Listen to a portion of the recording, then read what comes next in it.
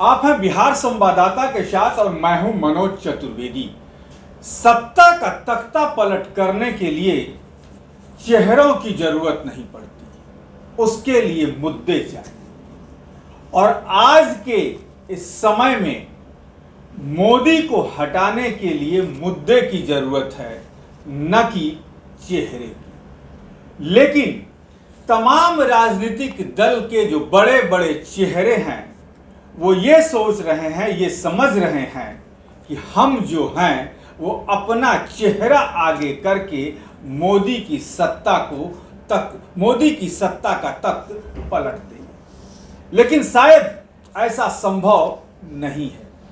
मैं आपको बता दूं, विश्वनाथ प्रताप सिंह और इंदिरा गांधी का तख्ता पलट जब जयप्रकाश नारायण ने किया था, उस समय भी एक मुद्दा था, नौजवानों का मुद्दा था। देश में जो भ्रष्टाचार, जो एक ही परिवार की सरकार चली आ रही थी, उसको सत्ता से बेदखल करने का मुद्दा था। एक बार जयप्रकाश आगे बढ़े, तख्त पलट गया, ताज बदल गया। वहीं जब 89 में, आप याद कर लीजिए, जब 89 में 1989 का वो समय, वीपी सिंह राजीव गांधी सरकार में वित्त मंत्री हुआ करते थे। भ्रष्टाचार का मुद्दा उठा, टैक्स की चोरी का मुद्दा उठा, और तब वीपी सिंह राजीव गांधी सरकार से इस्तीफा देकर अलग हुए, तमाम लोगों को एक मंच पर लाया, फिर तख्ता पलट हो गया, ताज बदल गया।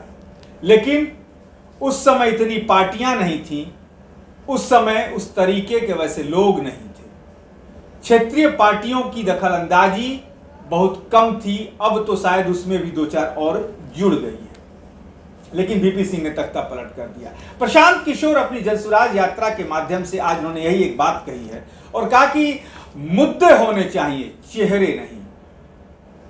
कहीं शायद उन्होंने तेजस्वी यादव से लेकर और लालू यादव, नीतीश कुमार, एचडी देवगौड़ा, तमाम लोगों पर यह कटाक्ष किया है। शरद पवार की पार्टी तो ऐसे ही खत्म हो गई, अब शरद पवार पर कटाक्ष किया कि मुद्दे लेकर आइए प्रधानमंत्री को घेरने के लिए। चेहरों से प्रधानमंत्री मोदी को हटाने वाला कोई नहीं है। सुना जाए क्या कह रहे हैं प्रशांत किशोर। जब तक आपके पास सशक्त कार्यक्रम ना हो, तब तक दलों के एक साथ आने से आप किसी को चुनौती नहीं दे सकते।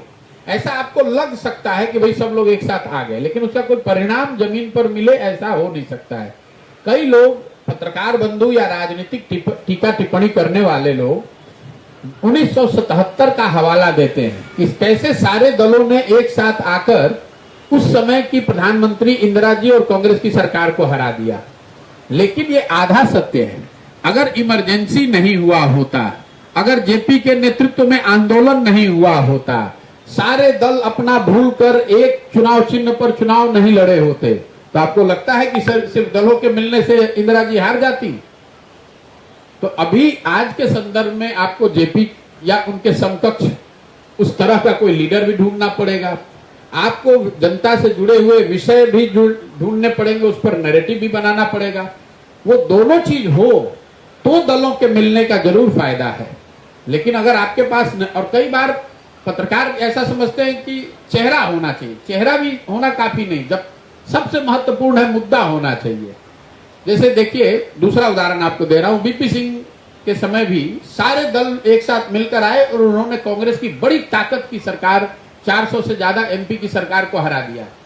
लेकिन वो सिर्फ दलों का एक साथ बैठकर कोई अर्थमेटिक अरेंजमेंट नहीं था, मुद्दा बोफोर्स था, उसके नाम पर लोग एक हुए।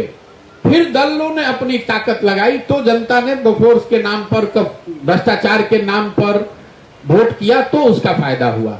तो मेरा ऐसा मानना है कि ये जो दल साथ में बैठे हैं, सिर्फ इनके साथ में बैठने से चुनाव, जितनी मैं समझता हूं, ये सिर्फ सीधा गणित नहीं है। जब तक आप ऐसा नहीं कर सकते हैं कि 15 दल के नेता बैठ गए और उसका असर देशव्यापी हो जाएगा। मान लीजिए कि उस बैठक में ममता जी, लालू जी, नीतीश जी सब एक साथ बैठे थे, उसका असर बंगाल की जनता या वोटर पर क्या पड़ना है? बंगाल का वोटर तो देश के मुद्दे पर वोट करेगा, बंगाल में जो सरकार चल रही है उस पर वोट पड़ेगा। लेकिन देश, वही सारे लोग मिलकर देशव्यापी कोई अगर मुद्दा बना ले, कोई नैरेटिव खड़ा कर दे और उस मुद्दे और नैरेटिव को लेकर तृणमूल की ताकत वहां जमीन पर लगे तो फायदा हो सकता। सुना आपने, ये थे प्रशांत किशोर, जिन्होंने कहा कि तख्ता पलटने के लिए मुद्दे चाहिए, चेहरे नहीं। और देखना है कि महागठबंधन जो बनाया है नीतीश कुमार ने, उसमें चेहरा वो खुद बनते हैं या किसी को आगे करते हैं। इस पर भी सारी मीडिया की नजर है, लेकिन आप बने रहिए हमारे साथ। नमस्कार।